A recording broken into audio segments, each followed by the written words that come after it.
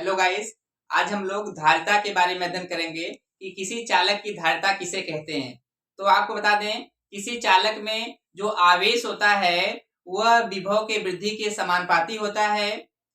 अगर हम लोग समानुपाती का चिन्ह लगा दें, आवेश समानुपाती भी, जैसे यहाँ पे लिखा गया है आवेश समानुपाती भी, यह चालक का आवेश है और यह भी क्या है, विभव में वृद्धि है। और यह आपका जो चिन्ह है वह समानुपाती का है, चाहे कह सकते हो अनुक्रमानुपाती का चिन्ह है। और यह जब चिन्ह हटाएंगे तो यहाँ पे एक बराबर लगाएंगे, एक कांस्टेंट लगाएंगे। तो कांस्टेंट में मैंने सी लगाया है, सी जो लगाया है कांस्टेंट, सी ही आपकी चालक की धारिता है। और सी को हम लोग इंग्लिश में कहते हैं कैपेसिटेंस। कैपेसिटेंस मतलब होता है धारिता। तो धारिता किसे कहते हैं?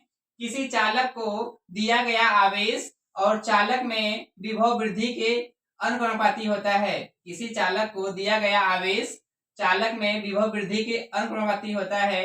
अगर हम लोग चालक को आवेश जो दिए हैं उसको Q मान लें और जो इसमें विभव में वृद्धि हो रहा है उसको V मान लें, तो हम लोग कह सकते हैं कि चालक को दिया गया आवेश जो विभव में वृद्धि हो रहा है उसके अनुक्रमानुपाती होता है। यह जब चिन्ह हटाएंगे तो यहाँ पे एक बराबर लगाएंगे और एक कांस्टेंट लगाएंगे। तो कांस्टेंट में मैंने यहाँ पे सी लगा लिया है, क्योंकि सी को हम लोग धारिता कहते हैं। सी बराबर चालक की धारिता है और सी को इंग्लिश में हम लोग कहते हैं कैपेसिटेंस।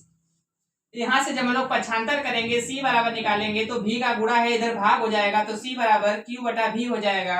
अगर हम लोग इसका मात्रक निकालें, धारिता सी का मात्रक निकालें, तो यहाँ पे Q का मात्रक हो गया कूलाम और V का मात्रक वोल्ट हो गया। तो इसका मात्रक कूलाम प्रति वोल्ट हो गया।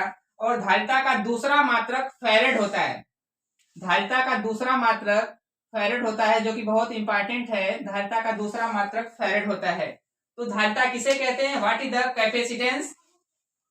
किसी चालक को दिया गया आवेश चालक में विभव वृद्धि के अनुक्रमानुपाती होता है, चाहे कह दो समानुपाती होता है। अगर चालक को दिया गया आवेश Q हो और इसमें विभव में वृद्धि भी हो, तो यह जो चिन्ह है वह समानुपाती का है, चाहे कह सकते हैं अनुक्रमानुपाती का चिन्ह है। और यह जब चिन्ह हटाएंगे तो एक बराबर लगाएंगे और एक कांस्टेंट लगाएंगे। तो कांस्टेंट में मैंने सी लगाया है। सी इसलिए लगाया है क्योंकि सी को इंग्लिश में कैपेसिटेंस कहते हैं और कैपेसिटेंस मतलब धारिता होती है।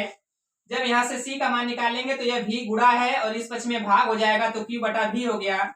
मात्रक अगर सूत्र से निकाला जाए तो यह आवेश का मात्रक कूलाम होता है और V का मात्रक वोल्ट होता है, तो मात्रक कूलाम प्रति वोल्ट हो गया। और धारिता का दूसरा मात्रक फैरेड होता है। Thank you.